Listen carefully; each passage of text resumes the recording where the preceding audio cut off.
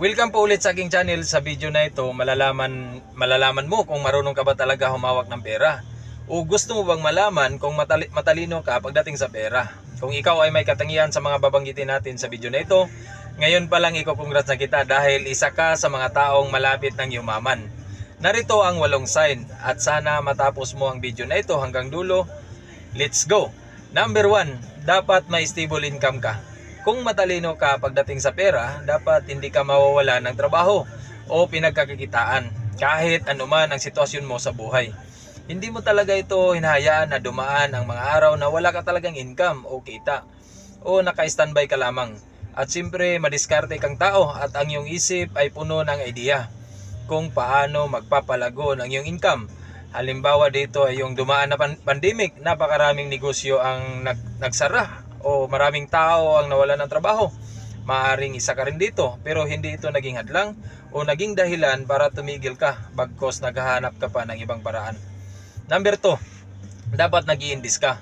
Ang pag-i-invest ay isa sa pinakahabit ng taong matalino sa pera.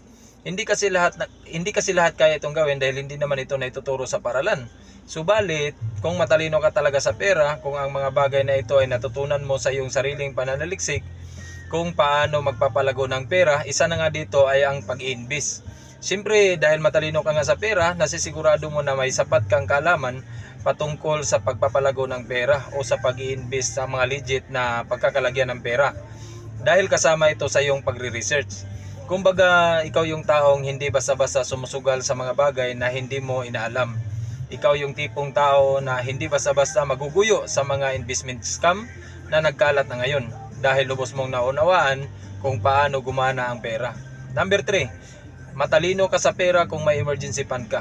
At dahil matalino ka nga sa pera, meron ka nito, emergency fund. Dahil lubos mong naunawaan na hindi tiyak ang bawat oras at pinaghahandaan mo talaga ang mga posibleng senaryos na mangyayari sa hinaharap.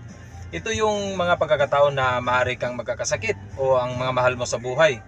Mawalan ka bigla ng trabaho, magkakaroon ng biglaang kalamidad na hindi inasahan. O kumbaga may turing ka na isang langgam na nag-iimpok ng pagkain sa paparating na tagulan. Dahil kung ginawa mo ang mga bagay na ito, hindi ka talaga matatakot mawalan dahil alam mo sa sarili mo na nakahanda ka. Number 4, hindi mo hinayaan na mag-overdue ang mga bills mo. Dahil matalino ka sa pera, hindi mo pinabayaan ito. At siyempre, pag nagkaroon ka ng pera, hindi mo na pinagpapaliban pa ang mga pagbabayad ng mga bills mo dahil alam mo ang kahalagahan ng mga maliliit na penalties sakaling mamiss mo ang mga due date ng mga ito. At higit pa dyan, hindi ka talaga nangungutang na hindi mo kailangan. Dahil para sa iyo, hindi na kailangan na gumastos pa kung hindi naman afford. Number 5, marunong kang mag-budget. Dahil matalino ka sa pera, alam mo siyempre ito. Hindi ka talaga gumagastos na hindi nag-iisip. Ikaw yung tipong tao na planado talaga bago bumitaw ng pera. Inaalam mo talaga kung saan napupunta ang mga ito. Ikaw yung taong bago pa dumating ang pera, nakalista na lahat ang mga bagay kung saan ito napupunta. Pinag-iisipan mong mabuti ang mga bagay na pinagagastusan mo at naalam mo lahat ng palabas at papasok na pera. Kung sa ngayon, kung hindi mo pa nasusubukan ang mga ito, ini-encourage kita na simulan mo na ito. Isulat mo lang sa papel at may papangako ko sa iyo na gagawin mo ito ulit sa susunod na taon. Number 6, nakokontrol mo ang emosyon mo. Sinasabi ng karamihan, ang mga taong yumayaman ay nakokontrol nila ang kanilang emosyon.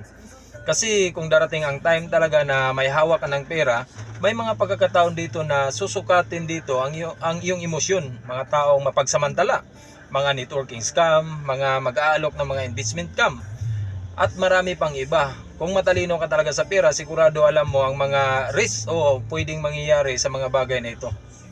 Number 7, pag may bilhin ka, dapat yung afford mo. Dahil may alam ka sa pera, alam mo rin siyempre ang salitang ito. Subalit, hindi ito dahilan para bilhin mo lahat ang mga bagay na gusto mo. Nauunawaan mo ang kaibahan sa gusto at kailangan. Hindi ibig sabihin na dahil afford mo lahat ng mga bagay ay bili ka na lang ng bili na kung ano-ano. At dahil nga matalino ka pagdating sa pera, marunong ka rin umiwas sa mga online shopping para hindi matim sa mga bagay na hindi naman talaga kailangan. Last but not the least, siyempre dahil matalino ka nga sa pera, number 8, may naiipon kang pera. Bukod sa emergency fund, siyempre may savings ka din. Hindi maging kumpleto ang pagiging matalino mo sa pera kung hindi ka marunong nito. Sa pag-iipon, yung iba madalas napupunta lang din sa luho. Huwag ganun.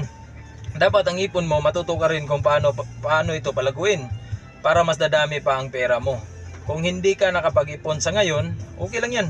Pero sana gumawa ka na ng paraan sa lalong madaling panahon. At isa pa sa mahalaga ngayon ay alam mo na ang gagawin mo kung paano maging matalino pagdating sa pera.